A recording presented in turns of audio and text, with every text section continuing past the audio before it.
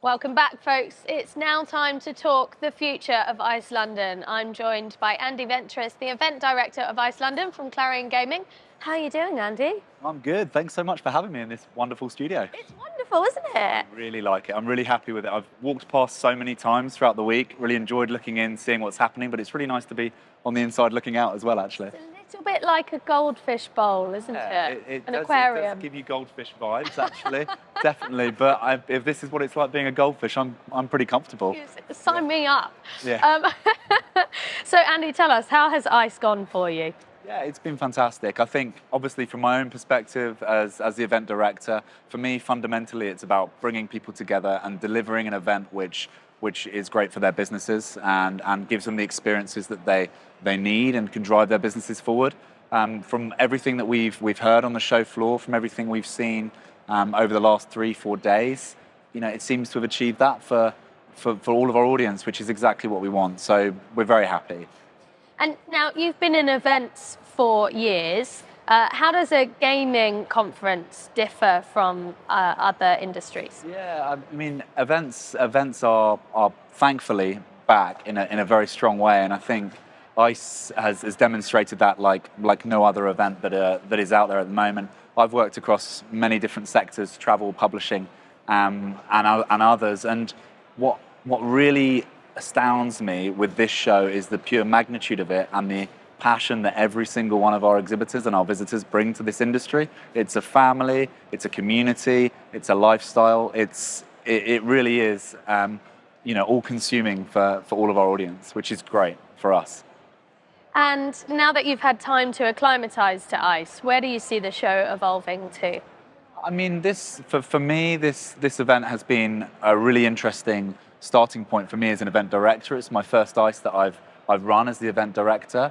I think that there's lots of things that we've learned from this week. There's lots of things that we've learned as a team in the build up to this week as well.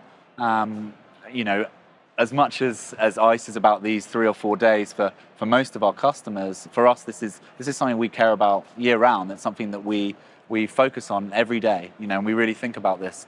So, where ICE sits in our customers' plans for their businesses is hugely important. So we'll take feedback from everything that we've seen this week. We'll speak to our customers again. We'll listen. We'll adapt. We'll grow. We'll do what we need to do. You look around the show now, and we are the largest we've ever been. This is the biggest ICE in record, and it's ICE has existed in some capacity for 90 years. So to say that it's great, but that doesn't mean that we can't improve and we can't do different things. So we're going to keep looking at that. And there's been years of speculation about ICE continuing in London. Is there anything you can tell us about where the show may head next? So as per our press releases that we sent out before the show, we are currently going through a tender process for 2025 and onwards. 2024 will be here in London at the Excel, and we're delighted about that. And we're already planning the details around that. From 2025 onwards, we're currently going through that tender process with 4 host cities: London, Madrid, Barcelona, and Paris. And we're going through that process. We're working with an external consultancy to help us with that, because moving an event like ICE, if it were to move, is not something that you just decide and action. This is a long process. It's always been important to us as the guardians of ICE to make sure we take seriously. So that process is running now and will run, and we'll be making a decision later in the year. Oh, I like the sound of all of those destinations. So I'd like to come along, please, if that's okay. Wherever it ends up. And obviously, if it's back here in London, then of course, this is our home for ICE as we stand, and it will be for 2024 and onwards after that. It's important that we adapt with the industry and we listen to the industry. To my point earlier, we are part of the industry. We live within it. We care about it. But we also have to remember that we facilitate the business of our customers, and we want to make sure that we do that in the best possible way. But we can't just decide on a whim where it goes. We listen, and we want to therefore make the decisions that are important for them. So you spoke there about already planning for next year, but do you get a day off from the show when you leave? Take Sunday off. Yeah. Yeah.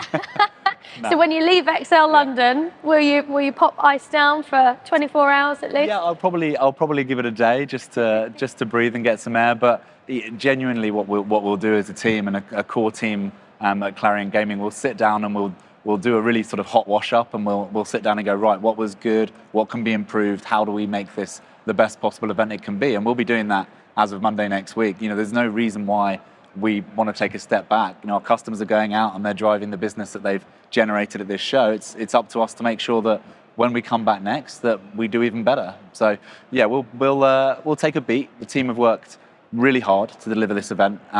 It's a brilliant team working at Clarion Gaming across all of our brands, and the Ice London team is phenomenal, and we're lucky to have such a great team. They deserve a break, but they also want to get back and want to get started. That's easy for me to say. I'm sure that they do.